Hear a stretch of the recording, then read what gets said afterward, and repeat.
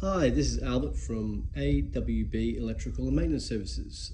Just doing a quick rundown of what's inside a ASEA Systems Shore Power Converter.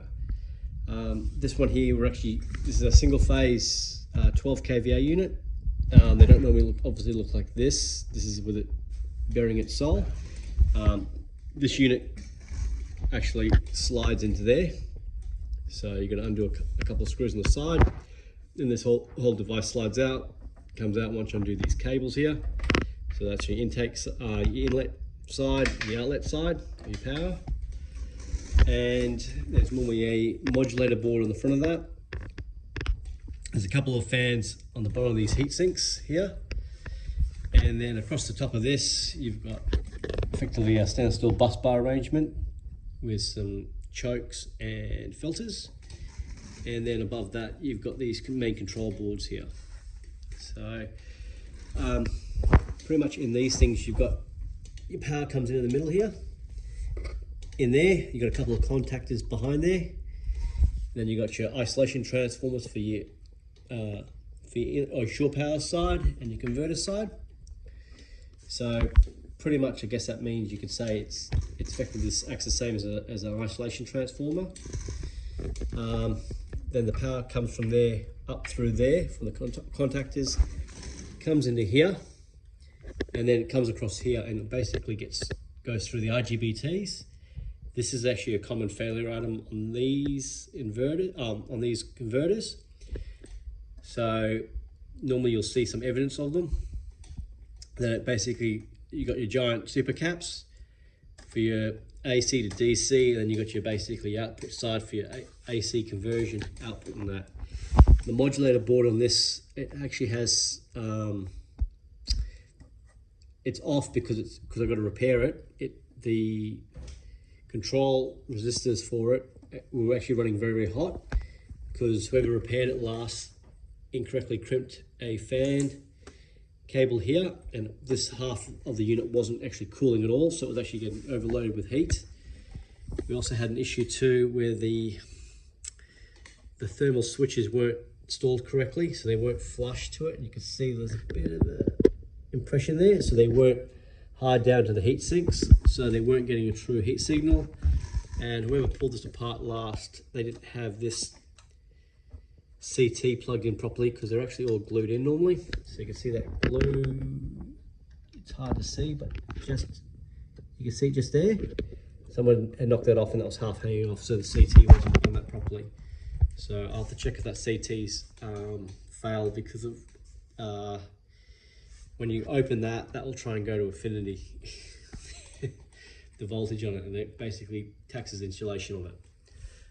These are a very good, robust unit. So whether it's these single phase units or three phase units are rack mount. So it's all this condensed into a rack. So a 36 kVA unit is 3 of these. They're quite common on Vikings and super yachts, and they are a good piece of gear, but they just need a bit of TLC and maintenance. The biggest problem they have is these fail, which can normally fail due to lack of cooling.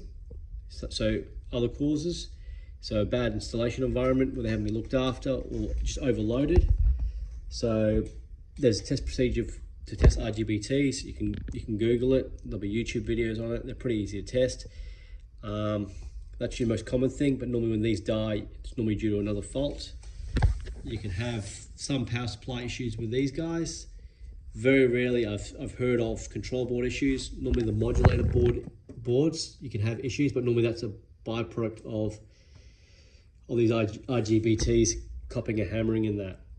And when you pull the modulator boards off, you'll see these resistors across it, and they look quite hot, and that is normally the case because they run quite hot to drive these IGBTs.